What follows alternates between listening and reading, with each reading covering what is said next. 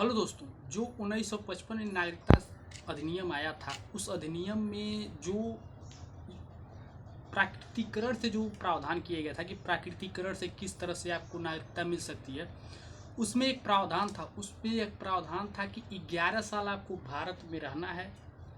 पिछले 14 सालों में, यानी 14 सालों का एवरेज निकाला जाए तो उसमें से 11 साल कम से कम आप भारत में रहे हों, और जब आवेदन कर रहे हैं उसके पहले 11 माह भारत में कंटिन्यूअस रहे हों, 12 माह कंटिन्यूअस रहे हों, तो 11 साल और प्लस कंसिस्टेंसी यानी 12 माह के अगर 11 साल आप रहे हैं, कंटिन्यूअस रहे हैं, तब तो कोई बात नहीं। लेकिन अब आप आते जाते रहे हैं 11 साल में, और मतलब आप 14 साल रहे हैं, उसमें से 11 साल में आप आते जाते रहे हैं, तो आपको आवेदन करने से पूर्व 12 माह तक कंटिन्यूअस रहना होगा भारत में। यदि आप 12 माह तक भारत में रहेंगे, उसके बाद नागरिकता दी जाएगी। यदि आप कंटिन्यूअस रह ही रहे हैं तो आपको 11 साल हो गया है तो आप आवेदन कर सकते हैं। और यदि आपका 11 साल नहीं हुआ और आपका 11 साल हो गया पर आप कंटिन्यूअस नहीं भारत में रहे, तो पहले आपको कंटिन्यूअस 12 माह भारत में कंटिन्यूअस रहना होगा, उसके बाद आप आवेदन कर सकते हैं। तो ये जो 2019 का CAA अधिनियम, सिटीजनशिप अमेंडमेंट एक्ट जो आया था, इसमें क्या किया गया था, इसमें यह प्रावधान किया गया कि यह जो था वो अफगानिस्तान, पाकिस्तान और बांग्लादेश से आए जो शरणार्थी थे, 6 समुदायों के शरणार्थी। कौन कौन से समुदाय?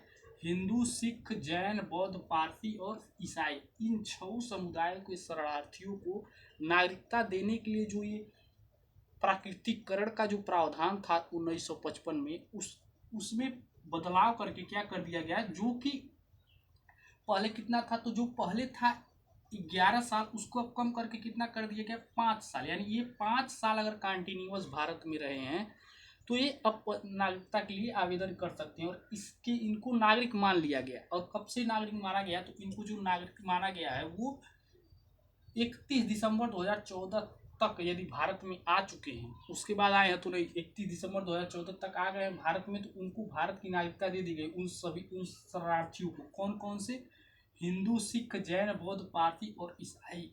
और इनको जब नागरिकता दे दी गई तो इनके ऊपर जितने भी नागरिकता से जुड़े हुए मुकदमे थे या फिर जो भी मामले थे वो सभी रद्द हो गए।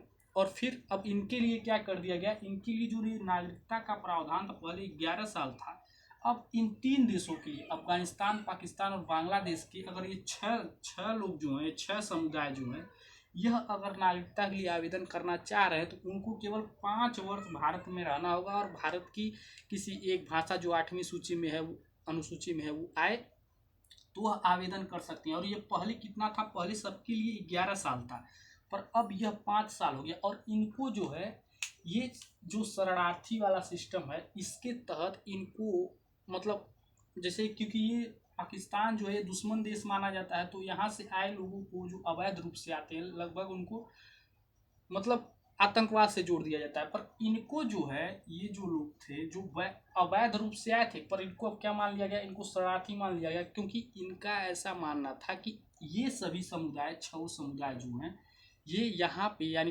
पाकिस्तान, अफगानिस्तान और बांग्लादेश में क्या है, माइनॉरिटी हैं, यानी इनकी जनसंख्या वहाँ पे कम है। तो इनके ऊपर सरकार का ऐसा कहना था जब यह अधिनियम आया कि उनके ऊपर वहाँ पे अत्याचार हो रहा है, तो वो लोग भाग कर विकल्प के रूप में भारत को चुन रहे हैं। तो इसलिए इनकी नागरिकता का जो प्रोसेस है वो 5 साल कर दिया गया।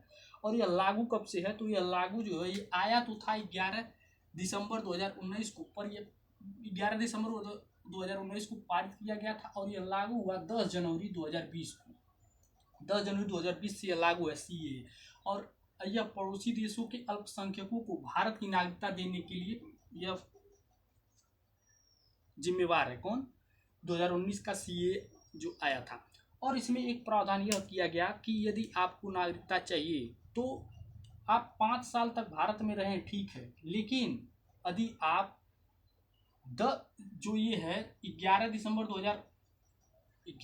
2019 से जोड़िएगा, यदि आप 31 दिसंबर 2014 तक, तो हो जाता है लगभग 5 साल। तो इन 5 सालों से पूर्व यदि आए हैं तो आपको नागरिकता दे दी गई है, और यदि उसके बाद आते हैं तो आपको 5 साल रहना होगा, तब आपको नागरिकता मिलेगी। और यदि आप 5 साल नहीं रहेंगे, जब तक आपका 5 साल का टेन्योर पूरा होगा, उसके बाद आपको नागरिकता। इसका विरोध इसलिए हो रहा था क्योंकि आर्टिकल 14 यह बोलता है कि किसी का मतलब जाति धर्म के आधार पर भेदभाव नहीं किया जाएगा। तो जो ये शाहीन बाग वाला जो समस्या थी उसमें लोग विरोध इसलिए कर रहे थे कि ये जो सीए है ये नागरिकता समाप्त कर रहा है, जबकि इसमें ऐसा कोई प्रावधान नहीं था कि किसी की नागरिकता समाप्त की जाए। इसमें मुसलमान यदि आते हैं पाकिस्तान से, बांग्लादेश से, अफगानिस्तान से अवैध रूप से रहते हैं तो उनको शरणार्थी नहीं माना जाएगा, उनको भारत की नागरिकता नहीं दी जाएगी और उनको अवैध प्रवासी अवैध मान करके उनके ऊपर जो भी कार्रवाई की जाएगी या फिर उनको वापस भेज दिया जाएगा। पर उनके लिए कोई व्यवस्था नहीं की, यानी मुसलमानों के लिए कोई व्यवस्था नहीं की गई थी, इसीलिए इसमें विरोध हो रहा था।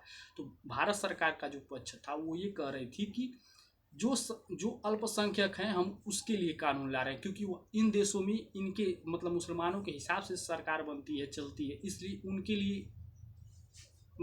लिए हम ये व्यवस्था नहीं कर रहे हैं। तो फिर कुछ लोग बोले कि जो चीन है वहाँ पे मुसलमान अल्पसंख्यक हैं तो उनके लिए क्यों नहीं व्यवस्था किया गया, वो भी पड़ोसी ही देश है, हमारे ही पड़ोस में है। तो यही सब ले करके उस समय बहुत बड़ा ये विवाद था कि अल्पसंख्यकों की एक तरफ बात की जा रही थी, जबकि चाइना में अल्पसंख्यक मुस्लिम हैं जो रोहिंग्या मुसलमान हैं, उनके ऊपर चाइना बहुत अत्याचार करता है, तो उनके लिए क्यों नहीं व्यवस्था करी गई। ये सब ले करके बहुत बड़ा इसका विवाद बना हुआ था। पर यही इसमें जो इसका मुख्य जो नागरिकता देने का प्रावधान था वो यही था कि किसी की नागरिकता इसमें समाप्त नहीं करी गई, केवल 6 समुदायों को नागरिकता जल्दी प्राप्त करने की व्यवस्था करी गई। प्राकृतिकरण की बजाय प्राकृतिकरण में ही जो प्रावधान पहले 11 साल था उसमें 6 साल कम करके 5 साल कर दिया गया, और 6 समुदायों के लिए हिंदू, सिख, जैन, बौद्ध, पारसी और ईसाई के लिए, इन्हीं 6 समुदाय, इसमें मुस्लिमों के लिए कोई प्रावधान नहीं था। यदि वो बांग्लादेश, अफगानिस्तान या पाकिस्तान से आते हैं तो मुसलमानों के लिए कोई प्रावधान नहीं किया गया था।